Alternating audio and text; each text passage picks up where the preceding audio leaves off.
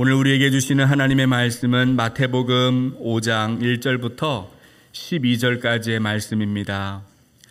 마태복음 5장 1절부터 12절까지의 말씀을 한 절씩 교독합니다. 예수께서 무리를 보시고 산에 올라가 앉으시니 제자들이 나아온지라. 입을 열어 가르쳐 이르시되 심령이 가난한 자는 복이 있나니 천국이 그들의 것이미요. 애통하는 자는 복이 있나니 그들이 위로를 받을 것이미요. 온유한 자는 복이 있나니 그들이 땅을 기업으로 받을 것이미요. 의에 줄이고 목마른 자는 복이 있나니 그들이 배부를 것이미요. 긍휼히 여기는 자는 복이 있나니 그들이 긍휼히 여김을 받을 것이미요.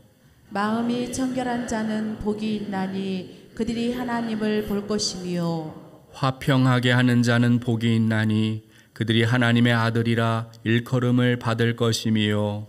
의를 위하여 박해를 받은 자는 복이 있나니 천국이 그들의 것임이라. 나로 말미암아 너희를 욕하고 박해하고 거짓으로 너희를 거슬러 모든 악한 말을 할 때에는 너희에게 복이 있나니 기뻐하고 즐거워하라. 하늘에서 너희의 상이 큼이라.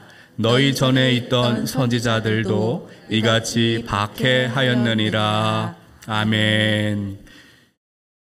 지난주일부터 예수님이 산상수훈에서 말씀하신 8가지 복, 팔복에 대해서 함께 살펴보고 있습니다.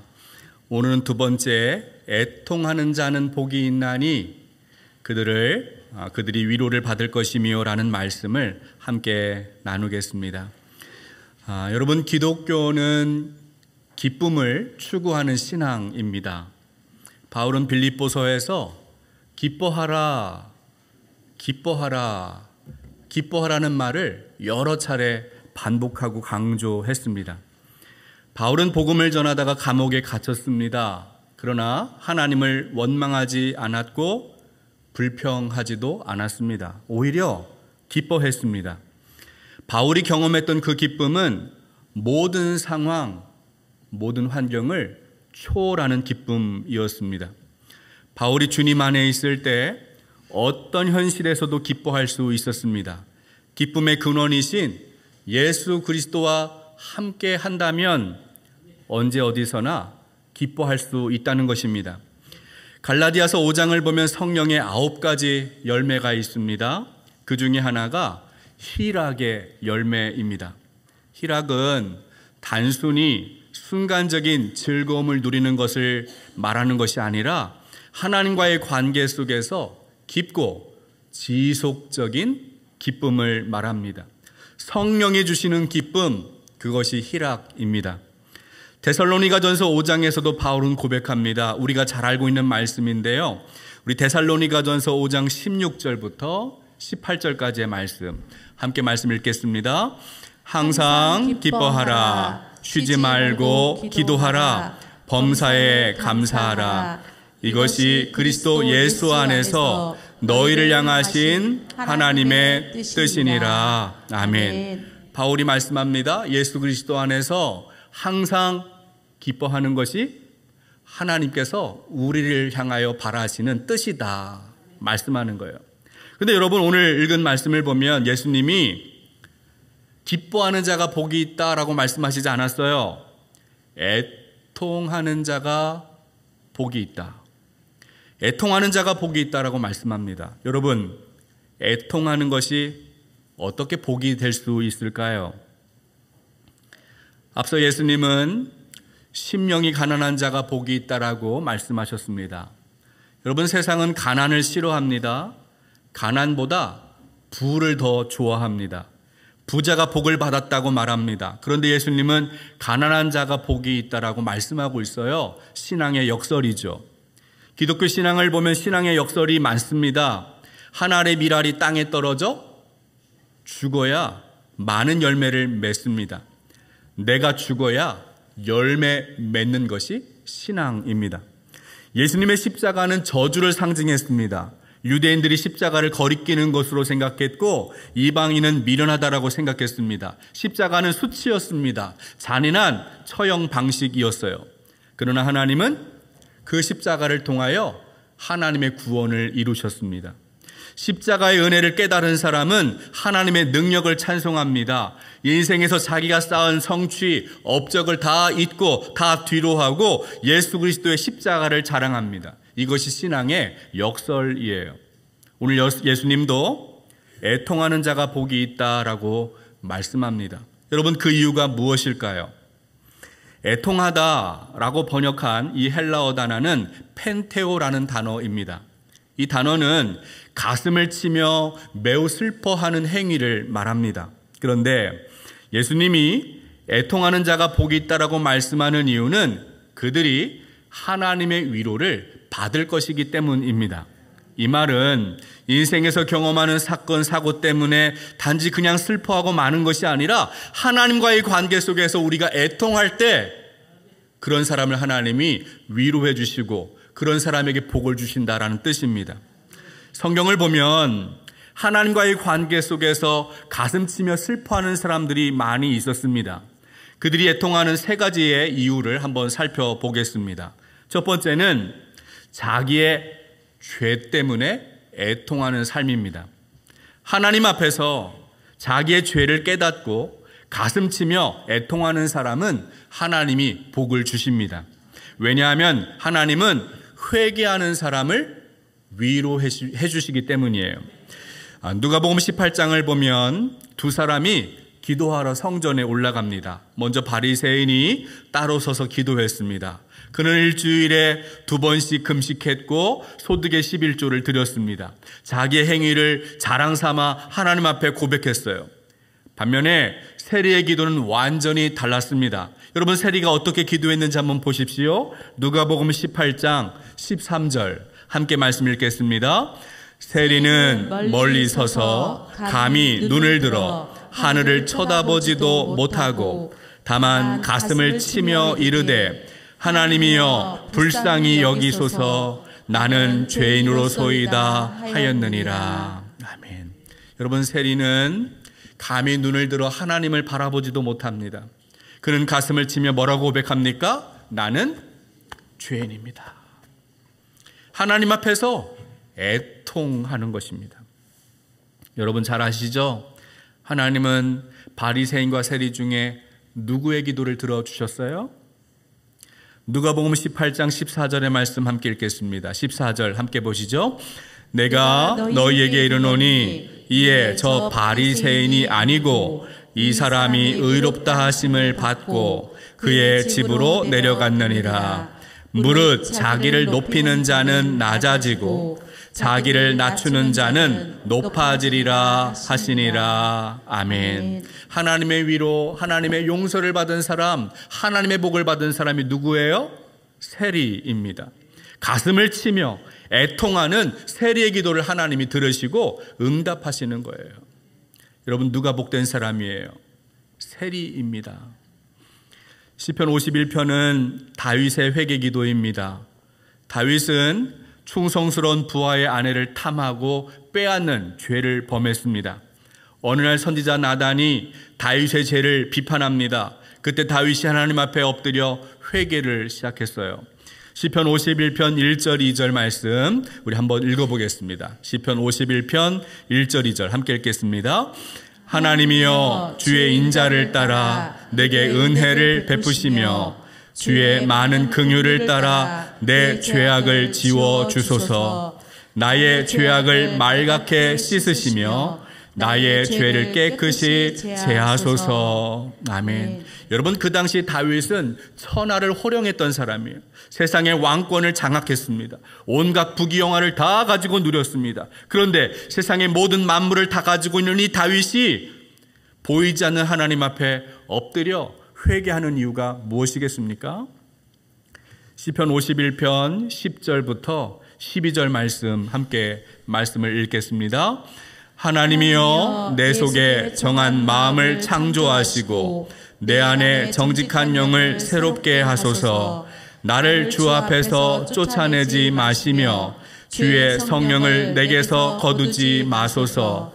주의 구원의 즐거움을 내게 회복시켜 주시고 자원하는 심령을 주사 나를 붙드소서. 아멘.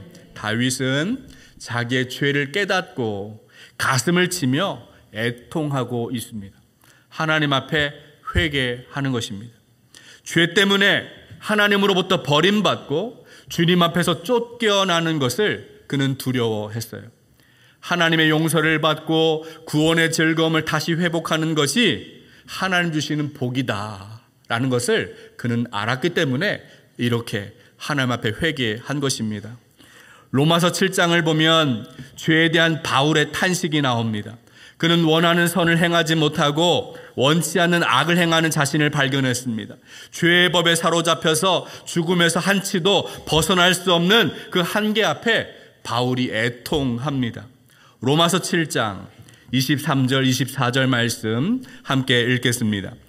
내 지체 속에서 한 다른 법이 내 마음의 법과 싸워 내 지체 속에 있는 죄의 법으로 나를 사로잡는 것을 보는도다. 오호라 나는 곤고한 사람이로다. 이 사망의 몸에서 누가 나를 건져내랴. 바울은 죄의 종로로 타고 있는 사망의 올무에 매여 있는 자신의 모습을 발견하고 하나님 앞에 애통하며 회개한 것입니다. 그리고 죄와 사망의 법에서 해방하여 주시는 예수 그리스도의 은혜를 경험했어요. 하나님의 위로를 받았습니다. 애통하는 사람에게 주시는 하나님의 복을 바울이 경험한 것입니다. 그래서 구약의 선지자 요엘이 이런 말씀을 선포했습니다. 우리 요엘 2장 12절부터 14절까지의 말씀 함께 읽겠습니다. 여호와의 말씀에 너희는 이제라도 금식하고 울며 애통하고 마음을 다하여 내게로 돌아오라 하셨나니 너희는 옷을 찢지 말고 마음을 찢고 너희 하나님 여호와께로 돌아올지어다.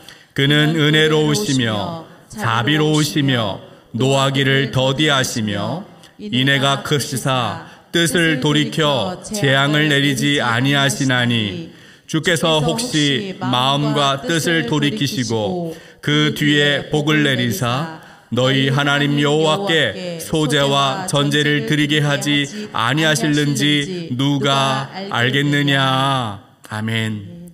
여러분, 우리 마음의 옷을 찢고 금식하며 애통하고 하나님께 돌아갈 때 은혜로우신 주님께서, 자비로우신 하나님께서 우리의 죄를 용서하시고 우리를 위로해 주신다라고 약속하고 있습니다.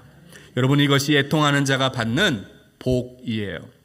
두 번째로 애통하는 이유가 무엇입니까? 현실의 고통, 아픔 때문에 슬퍼하는 것입니다. 사랑하는 사람을 잃어버린 상실의 고통, 부주류한 현실 앞에서 누구나 우리는 아파하고 슬퍼하고 애통할 수 있어요. 창세기 37장을 보면 야곱의 슬픈 가정사가 나옵니다. 야곱의 아들이 12명입니다. 그 중에서 야곱의 사랑을 독차지했던 아들이 있었는데 요셉이었어요. 야곱이 특별히 채색 옷을 지어서 요셉에게만 입혔습니다. 형들은 채색 옷을 입고 다니는 요셉을 미워했습니다. 심지어 이 동생 요셉을 죽이려고 계획했어요. 그들은 구덩이를 파서 요셉을 그 구덩이에 던져 넣었고 미디안 상인에게 팔아 넘겼습니다. 그리고 어떻게 했습니까? 요셉이 입고 있었던 채색 옷을 가져다가 염소의 피를 적셔서 그것을 아버지 야곱에게 가져다 주었어요. 창세기 37장 33절, 34절의 말씀 함께 말씀 읽겠습니다. 아버지가 그것을 알아보고 이르되 내 아들의 옷이라 악한 짐승이 그를 잡아 먹었도다. 요셉이 분명히 찢겼도다 하고 자기 옷을 찢고 굵은 배로 허리를 묶고 오래도록 그의 아들을 위하여 애통하니. 아버지 야곱은 사나운 짐승이 아들 요셉을 잡아먹었다고 생각했어요. 자식은 부모를 산에 묻고 부모는 자식을 가슴에 묻는다고 합니다. 부모님을 잃는 것도 아주 큰 슬픔인데 자식을 앞세우는 부모의 심정은 말할 수 없는 고통이죠. 야곱은 요셉이 죽었다고 생각해서 오랫동안 슬퍼했습니다. 자기의 옷을 찢고 애통했어요. 시편을 보면 이 시편은 전체가 150편으로 구성되어 있는데 하나님의 영광, 하나님의 능력을 찬송하고 감사하는 내용들이 대부분입니다. 그런데 그 중에서 3분의 1은 탄식의 시입니다. 시인들이 삶에서 경험하는 고통, 아픔, 절망, 억울함을 호소하는 내용들이 시편의 3분의 1을 차지하고 있어요. 이 시인들이 고백합니다. 하나님은 어디에 계십니까? 하나님은 지금 무엇을 하십니까? 하나님은 왜 우리의 고통에 침묵하십니까?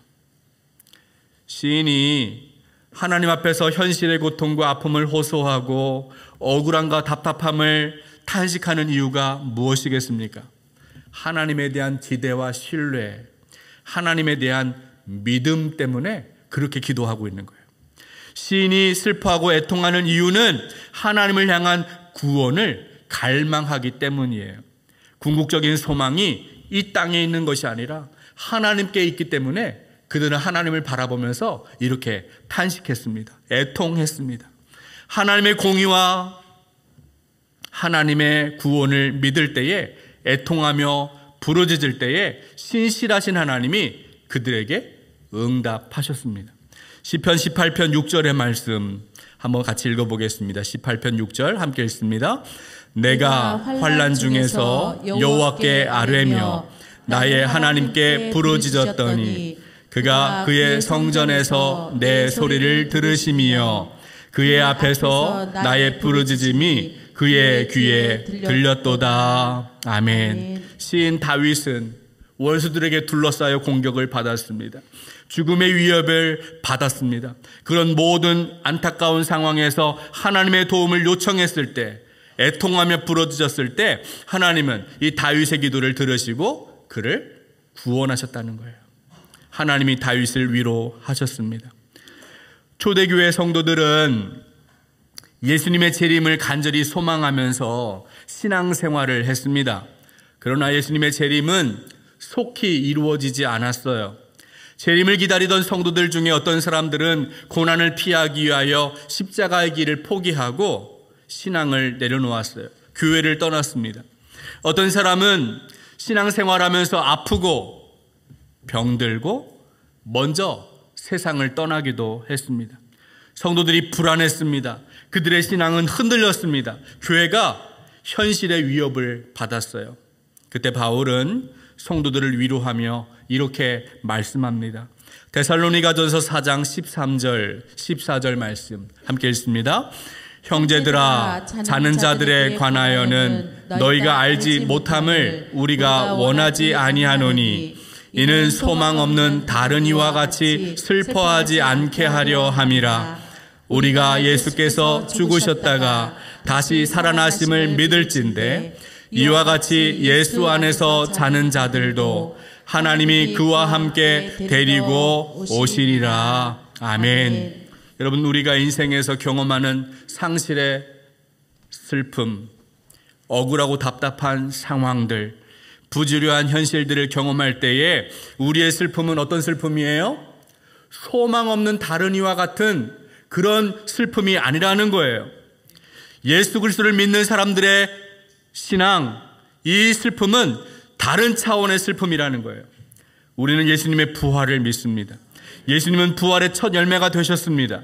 영원한 생명을 예수님만이 아니라 장차 우리에게도 주신다고 약속하셨어요. 이 약속을 믿고 이 약속을 기다리는 소망을 바라보고 있는 사람들은 이 땅에서 슬픔을 경험하지만 그것이 슬픔으로 끝나지 않고 하나님의 위로가 있기 때문에 바로 이것이 애통하는 자가 받는 복이다라고 우리에게 말씀하고 있습니다. 마지막 세 번째 애통하는 것은 세상에 가득한 죄를 바라보며 이 고통스러운 현실 때문에 괴로워하고 슬퍼하는 것입니다. 구약 성경을 보면 별명이 눈물의 선지자라고 불렸던 사람이 있어요. 예레미야이죠.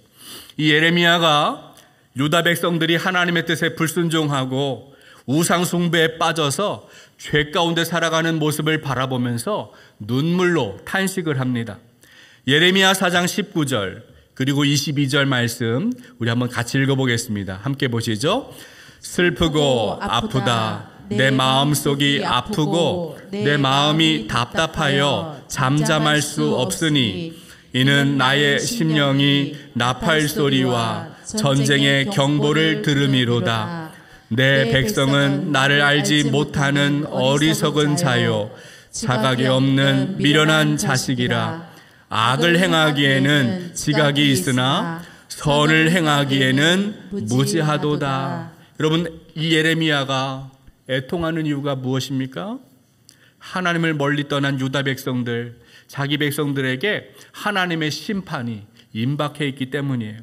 하나님의 심판의 나팔 소리가 울리고 전쟁의 경보가 들려오는데도 불구하고 그들은 지각이 어둡고 미련하여서 선을 행하지 않았다는 거예요. 그들은 마음을 치고 회개하지 않았어요. 따라서 선지자는 그들의 죄악을, 그 완악한 마음 때문에 자신이 슬퍼하고 애통했습니다. 누가복음 19장에도 예수님이 예루살렘 성에 입성하면서 눈물을 흘리십니다. 여러분, 그 눈물의 의미가 무엇입니까? 하나님이 이 땅을 사랑하셔서 독생자를 보내주셨는데 그 하나님의 뜻을 그들이 믿지 않고 거부하고 회개의 기회를 놓쳐버린 이스라엘을 향한 하나님의 슬픔, 하나님의 애통입니다. 오늘 우리는 성경에서 애통하는 세 가지 이유를 살펴보았습니다. 첫째는 자기의 죄를 발견하고 애통하는 것입니다. 두 번째는 현실의 고통, 아픔 때문에 애통하는 삶이고, 마지막 세 번째는 세상의 죄를 바라보고 애통하는 것입니다. 오늘 성경에서 예수님은 이렇게 애통하는 자가 복이 있다. 왜냐하면 그들은 위로를 받을 것이기 때문이다라고 말씀합니다. 여러분, 우리 예수님이 위로해 주시는 방법은 무엇일까요? 요한복음 14장을 보면 예수님의 고별 설교, 마지막 설교가 나옵니다. 예수님은 제자들에게 이별을 통보하셨습니다. 제자들은 당황했어요. 근심하고 걱정하고 불안해했습니다. 그때 예수님이 제자들에게 성령을 약속하십니다. 요한복음 14장 26절, 27절 말씀 함께 말씀을 읽어보겠습니다. 보혜사 곧 아버지께서 내 이름으로 보내실 성령, 그가 너희에게 모든 것을 가르치고 내가 너희에게 말한 모든 것을 생각나게 하리라. 평안을 너희에게 끼치노니 곧 나의 평안을 너희에게 주노라. 내가 너희에게 주는 것은 세상이 주는 것과 같지 아니하리라. 너희는 마음에 근심하지도 말고 두려워하지도 말라. 아멘. 여러분, 예수님이 제자들을 위로하시는 방법은 성령을 주시는 거예요. 성령이 평안을 주시고 성령이 근심하지 않게 하시고 성령이 그들을 두려워하지 않게 했습니다. 예수님이 주신 이 보혜사 성령, 이 보혜사는 헬라어로 파라클레토스입니다. 이 단어는 위로하다라는 뜻을 가지고 있는 파라클레오라는 단어에서 파생된 단어입니다. 성령이 어떤 분이에요? 우리 바로 옆에서 위로하시는 하나님의 영이 성령이에요. 특별히 예수님은 애통하는 자가 복된 이유가 그들이 위로를 받을 것이기 때문이다라고 말씀합니다. 이 문장은 미래의 시제로 사용되고 있어요. 이 말은 보혜사 성령이 오늘 우리의 현실 가운데서 우리를 찾아오시고 우리를 위로해 주시지만 이보다 더 궁극적인 위로, 진정한 위로는 미래에 완성된다는 거예요. 여러분, 하나님이 주시는 이 진정한 위로가 과연 무엇일까요? 요한계시록 21장 3절 4절 함께 읽겠습니다.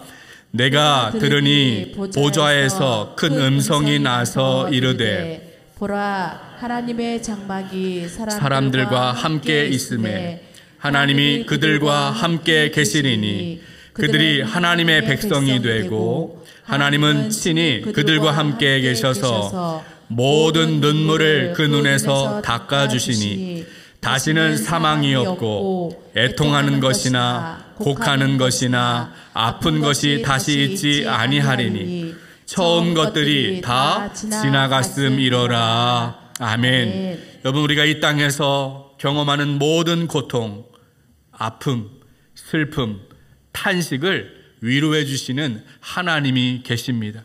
하나님의 나라가 준비되어 있습니다. 이것을 믿으시기 바랍니다. 사랑하는 여러분, 오늘 예수님 말씀하십니다. 애통하는 자는 복이 있나니 그들이 위로를 받을 것입니다.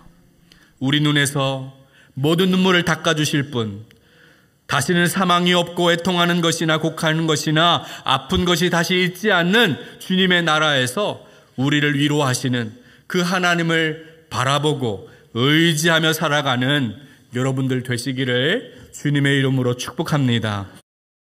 하나님 아버지, 애통하는 자에게 복이 있다고 말씀하시고 위로하시는 주님을 찬송합니다.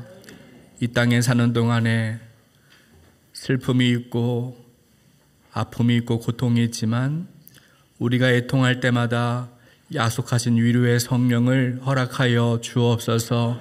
주님의 나라를 소망하며 날마다 주님 앞에 더 가까이 나아가오니 새하늘 새 땅에 들어갈 때에 우리의 눈에서 모든 눈물을 닦아주시는 진정한 위로를 얻게 하여 주옵소서.